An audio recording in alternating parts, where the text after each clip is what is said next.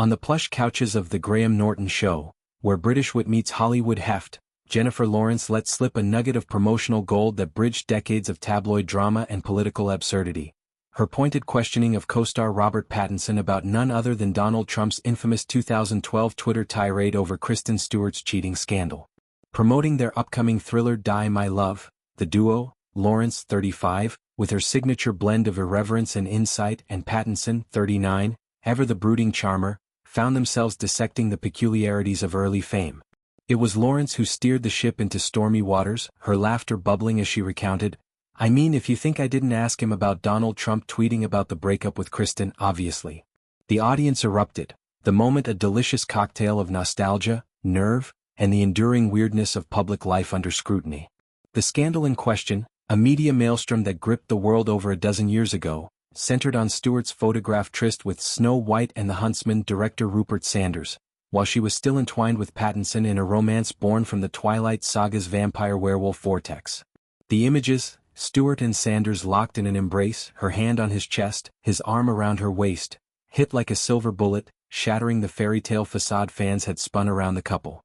They had met in 2009 on the Vancouver set of the first Twilight film, their off-screen sparks igniting a relationship that spanned 4 movies, red carpets, and relentless paparazzi pursuit.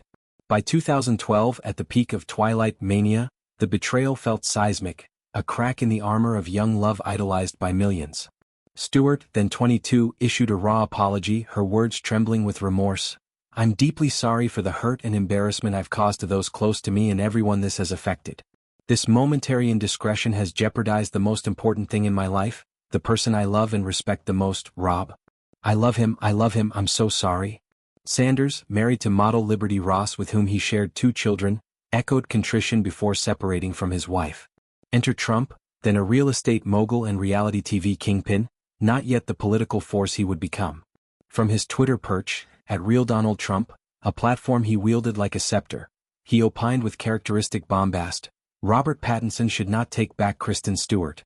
She cheated on him like a dog and will do it again. Days later, doubling down, he better leave her. He can do much better. The tweets, now artifacts of a pre-presidential era, were peak Trump, unsolicited, patriarchal, and oddly invested in the romantic entanglements of 20-somethings. For Lawrence, promoting The Hunger Games around the same time, a fellow YA juggernaut that thrust her into stratospheric fame, the crossover was irresistible. It was like 3 days after the photos came out with her with, whatever. "Young people make mistakes," she elaborated on Norton's show, her tone a mix of empathy and eye roll. And Donald Trump was like, he better leave her. He can do better than her, going on a huge rant. Pattinson, seated beside her, chuckled uncomfortably, his British reserve cracking under the recounting. The exchange on the show wasn't mere anecdote, it was a window into the surreal intersections of celebrity and commentary.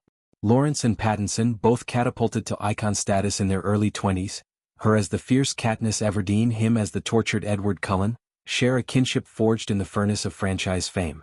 Die My Love, directed by Lynn Ramsey and based on the novel by Ariana Harwich, reunites them in a tale of maternal madness and marital fracture, a far cry from their fantastical origins. Lawrence's query to Pattinson, she admitted, arose during rehearsals, an icebreaker laced with curiosity. "I had to know, did you see it? What did you think?" His response, delivered with wry deflection, "It was bizarre. Like, why does he care?" The audience lapped it up, the moment humanizing 2 A-listers who've navigated post-franchise reinvention with varying degrees of privacy-seeking. Stewart and Pattinson's post-scandal arc added layers to the lore. They reconciled briefly, spotted holding hands in Toronto, a phoenix from ashes narrative that thrilled fans. But by 2013, it fizzled for good, each pursuing paths of quiet intensity, Stewart diving into indie cinema and queer advocacy, Pattinson shedding sparkles for art house gravitas in films like The Rover and Tenet. Stewart reflected on Trump's barbs in a 2024 Rolling Stone interview, her retort fierce, "F-K-U-B-H. A reclamation of agency over a chapter she'd long outgrown." At 35, she's engaged to Dylan Meyer, her directorial debut, The Chronology of Water, earning Sundance buzz. Pattinson, dating Suki Waterhouse with whom he welcomed a daughter in 2024, has embraced fatherhood alongside blockbusters like The Batman. Lawrence's candor on Norton underscores her role as Hollywood's truth-teller, from Oscar speeches calling out inequality to pregnancy announcements with zero filter.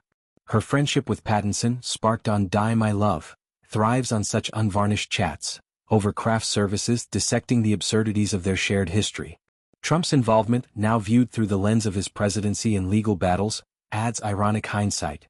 The man who meddled in teen drama would later command global stages, his tweets evolving from celebrity shade to policy provocations. As Die My Love gears up for release, this anecdote becomes promotional catnip, a bridge from Twilight to mature artistry. Lawrence's ask wasn't prying, it was connective tissue, acknowledging the scars of scrutiny. In an industry rife with scripted sincerity, her willingness to unearth the elephant, Trump's unsolicited sage advice, reminds us, fame's footnotes are often its most fascinating chapters. Pattinson, laughing it off, emerges unscathed, his resilience a quiet triumph. And Stewart? Her middle finger to the past echoes loudest, a testament to growth beyond the headlines. In the end, it's not the rant that endures, but the humanity it unwittingly highlighted.